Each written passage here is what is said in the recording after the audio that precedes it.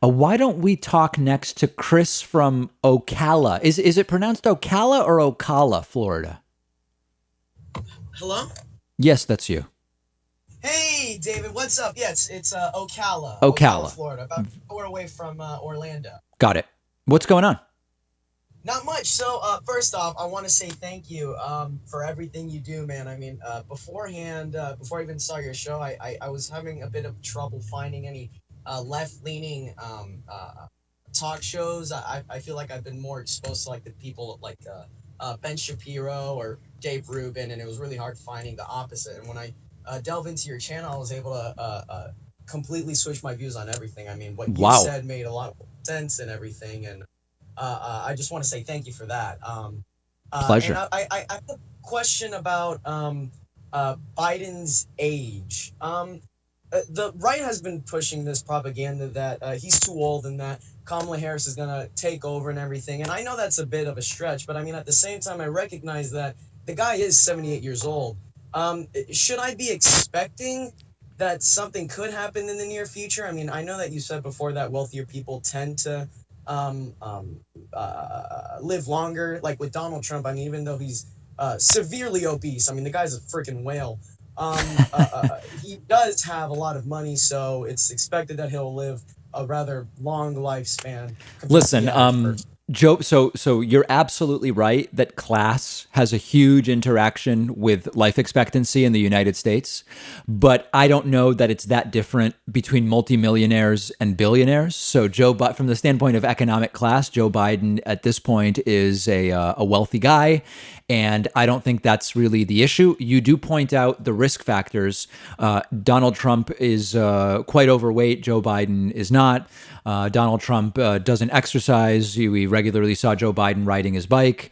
Donald Yeah. Trump is proud of eating an unhealthy diet. As far as I know, Biden's diet is healthier, but Biden is a few years older. Here's the reality. When you look at actuarial tables for a 74-year-old and a 78-year-old, sure, the 78-year-old on average is more likely to die in the next year than the 74-year-old by a relatively small margin. But in both cases, you're talking about people who are in their mid to late 70s. So whatever concerns you had about Donald Trump along these lines should be sort of similar about Joe Biden, in that maybe the country would be better served having someone who's not in their mid to late 70s. But I don't know about, if you were fine with Trump's age and health, I don't see it being dramatically different with Joe Biden.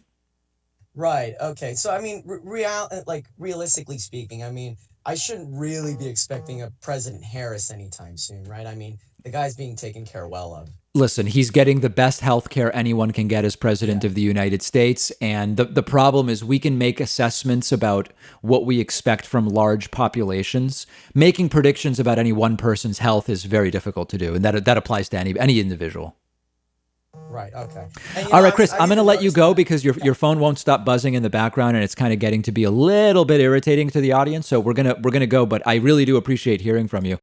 I want to take a second to tell you about one of our sponsors, S&H Masks. S&H Masks has everything you need when it comes to face masks and other protective gear for COVID-19, and they're giving my audience 20% off. S&H Masks is the company that I've personally been going to for face masks. I love and trust the products they sell, and that's actually why I reached out to them about being a sponsor. I've tried tons of different face masks this year, like many of you, and I still have not found a mask that is more comfortable or easier to breathe in than the washable cotton masks that they sell. It's made of a silky, lightweight cloth that feels great on the skin, has a convenient adjustable strap. They also have disposable cloth masks, which are really comfortable, as well as all of the other gear like face shields, alcohol wipes, no-touch infrared thermometers.